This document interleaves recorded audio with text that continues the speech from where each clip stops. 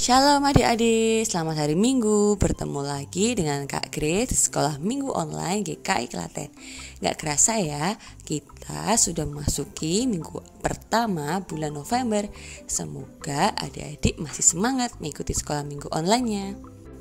Hari ini kita mau bersama-sama mendengarkan firman Tuhan yang terambil dari kitab Yesaya pasal 6 ayat 1 sampai dengan ayat 8.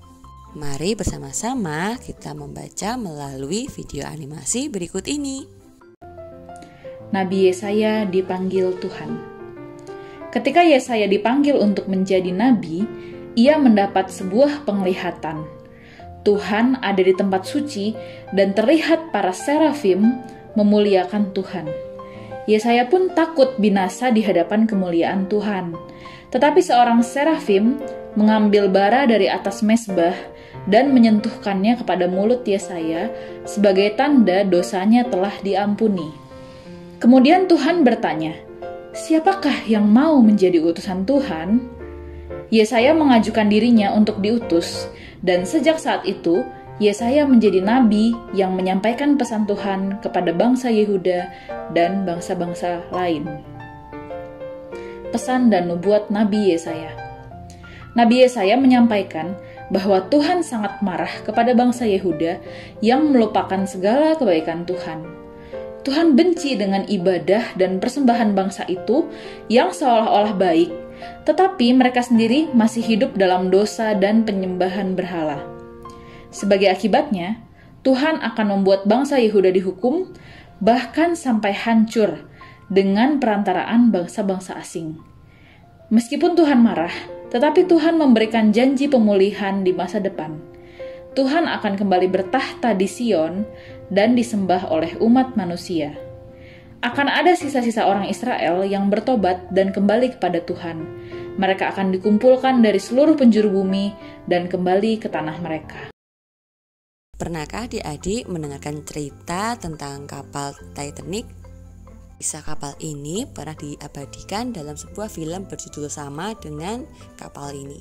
Di tahun 1912 ada kapal pesiar terbesar dan termewah pada zaman itu yang berlayar dari negara Inggris menuju Amerika Serikat. Kapal ini bernama Titanic dan mengangkut 2.224 penumpang. Sayangnya pada 15 April 1912 kapal Titanic tenggelam di Samudra Atlantik setelah menabrak gunung es pada pelayaran pertamanya. Banyak sekali penumpang yang mati di kecelakaan ini. Ada yang mengatakan bahwa sebelum tenggelam, kapal Titanic sempat memberikan sinyal SOS, tanda meminta bantuan, pada kapal lain.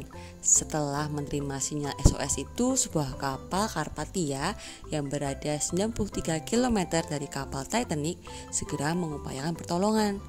Namun sayang, karena jaraknya yang cukup jauh, mereka baru tiba di lokasi 4 jam kemudian dan sempat menyelamatkan 705 orang sebelum kapal Titanic tenggelam. Ternyata selain kapal Karpatia, ada sebuah kapal lain yang juga menerima sinyal SOS dari kapal Titanic, yaitu kapal Californian yang hanya berjarak 30 km, lebih dekat daripada kapal Karpatia tadi. Sayangnya, sang kapten tidak merespon sinyal SOS tersebut.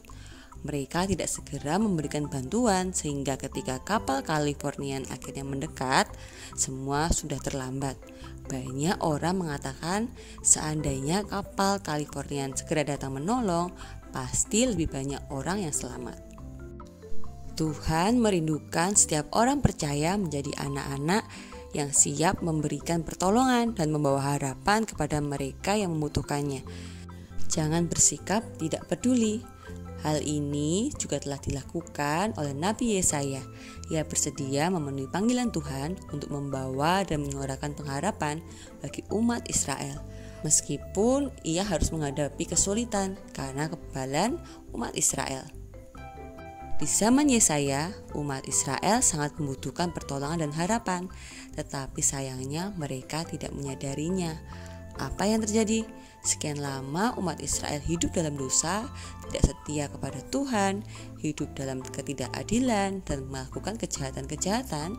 Tuhan lalu mengutus Nabi Yesaya untuk menyampaikan penghukuman Tuhan agar mereka segera sadar dan berbalik kepada Tuhan kembali. Puji syukur, bukan hanya berita penghukuman dari Tuhan saja yang disampaikan Nabi Yesaya. Ia juga menyampaikan berita sukacita, penghiburan, dan pengharapan dari Tuhan. Umat Israel memang akan mendapat penghukuman atas segala dosa dan kejahatan mereka. Tetapi penghukuman itu akan segera berakhir dan keselamatan yang datang dari Tuhan akan segera datang.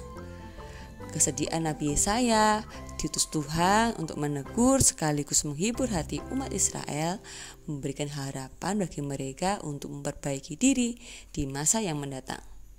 Sama seperti Nabi Yesaya, Tuhan juga menghendaki kita menjadi pembawa harapan bagi orang-orang di sekitar kita yang membutuhkan pertolongan. Terlebih di tengah-tengah situasi saat ini banyak orang yang susah dan menderita. Kita perlu menolong mereka, meringankan beban mereka sehingga mereka dapat kembali bersemangat dan hidup berpengharapan di dalam Tuhan.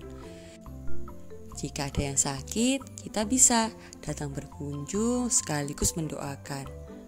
Jika ada yang sedih, kita dapat menghibur mereka. Jika ada yang nakal, kita dapat mengingatkan mereka. Jika ada yang tidak dapat makan, kita dapat berbagi makanan dengan mereka. Kiranya dimanapun kita berada, kita selalu membagikan kasih Kristus, membawa semangat, sukacita dan harapan kepada orang-orang di sekitar kita. Demikian cerita Kak Grace hari ini. Terima kasih sudah mengikuti sekolah minggu online sampai selesai. Sampai jumpa minggu depan adik-adik. Tuhan memberkati.